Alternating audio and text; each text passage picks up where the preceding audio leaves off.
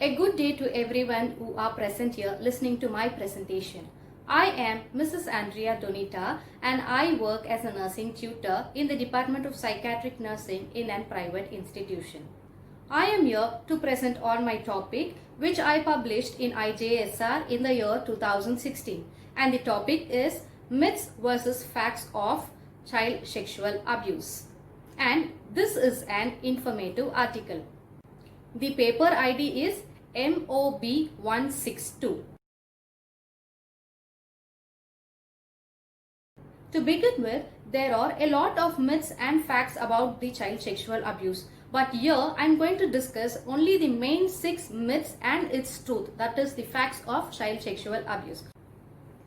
The first myth is that we think that we live in a comfortable neighborhood where our neighbors are too good and we also are brave enough to send our kids to go and play there. And we also get along with them very easily.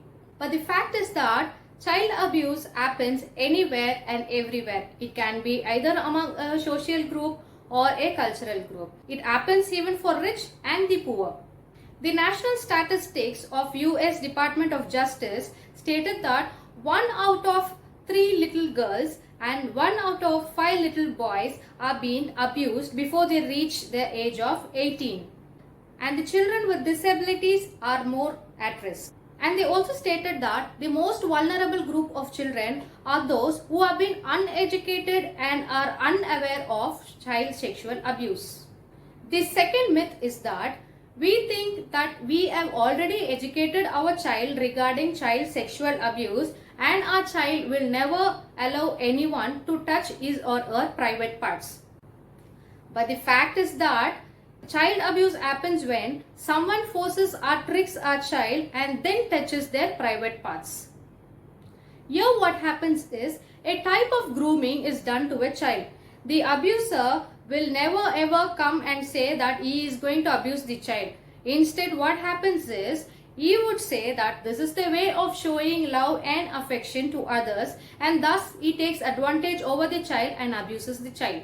And in the same way, he shows himself as a good person in the community or in the society, so that even the parents are confused whether that person would have committed such crime or not. Finally, what happens to the child is the child is feeling struggled to make others believe what had happened to her or to him. The third myth is that most sexual abuse is committed by someone who is a stranger to the child. But the fact is that someone who loves the child, who trusts the child, commits this crime. They can be either a relative, a friend, a babysitter, a teacher, or a group who takes care of the child. The majority of the children who are being sexually abused knows who the abuser is. 70% of the child abusers are directly related to the child. They can also be a family member. And another 20% are very well known to the family, and they also have a free access to meet the child very often. It can be either friends, neighbors, or teachers. The fourth myth is that parents think that they have a good relationship with their kids and the child feels comfortable talking with them about everything. But the fact is that most of the children never tells it to their parents. Why? Because they think the parents might get hurted and are also afraid that no one will believe them if they say that that person has abused them. True reports are given especially by the youngest group of kids. But unfortunately, we don't believe them. We think they are fabricating. The fifth myth is the most commonest myth. That is, we think only girl childs are being abused. But the truth is, the boys as well are being abused. But when it happens to a boy child, the boy feels ashamed, guilty, and also angry on himself when he thinks that he was not able to stop that incident. All the children, whether they are girls or boys, should be taught about body safety rules. This will keep them safe from sexual abuse or sexual bullying. The sixth myth is that we assume that our child has already been educated about sexual abuse through puppet show in their school. But the fact is that puppet shows can be very entertaining to the child. So, the information that is required for them about sexual abuse is very minimal.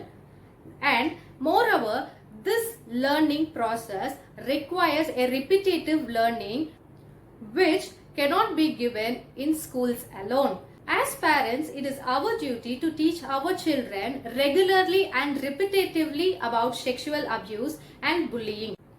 These are the 6 main prioritized myths and facts about child sexual abuse.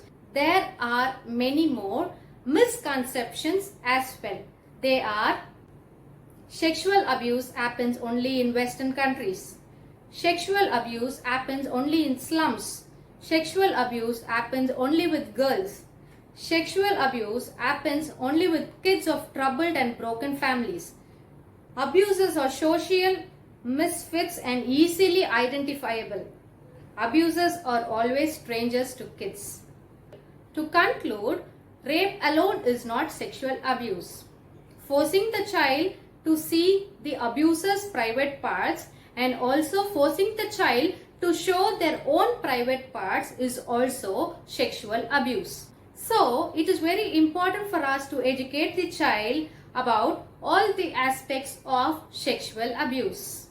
Let us all educate our kids not only about sexual abuse but also about good touch and bad touch. I believe that my presentation was very informative and useful for you all, and thanks for listening to me till the end.